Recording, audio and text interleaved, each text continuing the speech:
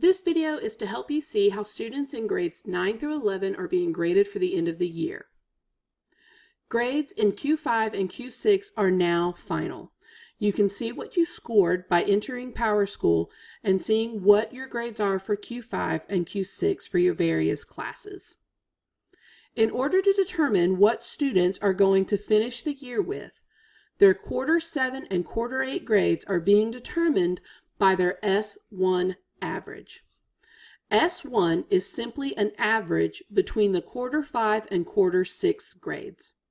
So if a student has an overall average of an 85 for S1, then they will receive an 85 for Quarter 7 and Quarter 8 as well. Please note that Quarter 7 and Quarter 8 are not being compiled as separate grades, but are one grade together. Therefore, if a student ends S1 with an 85, they will end the year with an 85 as well. Students who may not have performed as well as they would have liked in the first half of the semester are going to be given a 50 for Quarter 5 and Quarter 6, making their S1 average a 50, their Quarter 7 and Quarter 8 grade a 50, and their final grade a 50. However, all students have the opportunity to improve their Quarter 7 and Quarter 8 scores by completing work assigned by their teachers starting on April 20th. The teacher will use a sliding scale to determine how many extra points a student may earn based on the percentage of assignments that were completed up to standard. So, if a student ended Quarter 5 with a 90 and Quarter 6 with an 80, their S1 average would be an 85. If they continued to do no work, then they would receive no extra points on top of their final grade, and they would have an 85 for the year. However, if they completed 100% of the work assigned to them by their teacher up to standard, they could receive up to 20 points. Please note that no student may receive more than 100 points total.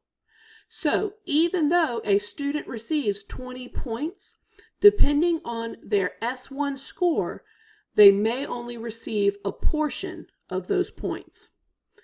Your Quarter 7 and Quarter 8 score will then be averaged with your S1 score, and that will determine what your final grade is for the year.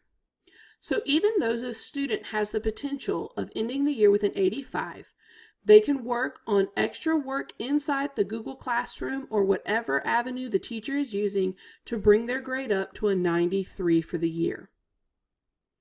If a student ended Quarter 5 and Quarter 6 with a 50, meaning their S1 was a 50, they could, again, do 100% of the work that was offered by the teacher starting April 20th until the end of the year, up to standard, and receive a passing grade of a 60 by the end of the year by earning 20 points for their work in Google Classroom.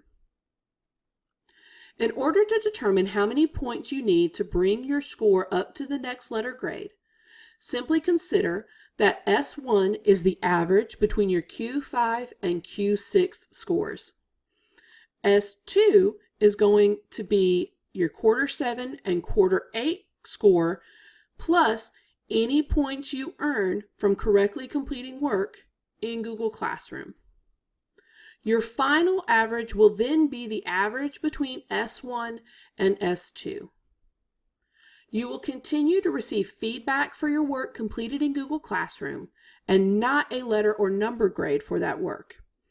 Earned points will be determined by how much you complete as well as how well you complete the work. So even if a student completes 100% of the assignments, if they are rushed and not up to standard, a student may not receive up to 20 points. The last day of school for students is May 22nd. Work will continue to be posted in Google Classroom or what other method the teacher uses through the last week to help them earn points towards their final grade. If you have any questions that you still need answers to, please see your teacher.